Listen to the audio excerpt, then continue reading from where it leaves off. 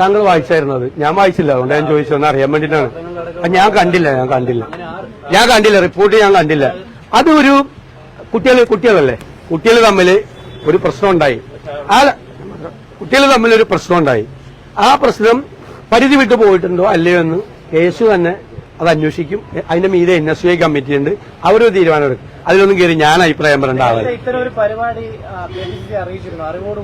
അത് KPCC അല്ലേ, അതെല്ലാം അറിയിച്ചിട്ടുണ്ട്. ഞാൻ ചോദിച്ചു, KSU പ്രസിഡന്റ് നേരിട്ട് പോയിട്ട് KPCC പ്രസിഡന്റിനോട് പറഞ്ഞാണ്. KSU പ്രസിഡന്റ് എന്നോട് നേരിട്ട് സംസാരിച്ചാണ്. പാർട്ടി അറിയാതെ നെയ്യാറുടെ തമ്മിൽ പരിപാടി നടക്കും. അല്ലല്ല, അതെന്താണ്, ഏത് ലെവലിലേക്ക് അത് പോയിട്ടുണ്ടെന്ന് നോക്കണം. കുട്ടികൾ തമ്മിലുള്ള പിള്ളേരല്ലേ, ചെറിയ പ്രായമല്ലേ, നമ്മുടെ പ്രായമല്ലല്ലോ. അവര് തമ്മിൽ സംഘർഷം ഉണ്ടായിട്ടുണ്ട്, വഴക്കുണ്ടായിട്ടുണ്ട്. ചിലപ്പോ അത് കൂടിപ്പോയിട്ടുണ്ടെങ്കിൽ, ഒരു എക്സസ് ആയിട്ടുണ്ടെങ്കിൽ നമുക്ക് അന്വേഷിക്കാം.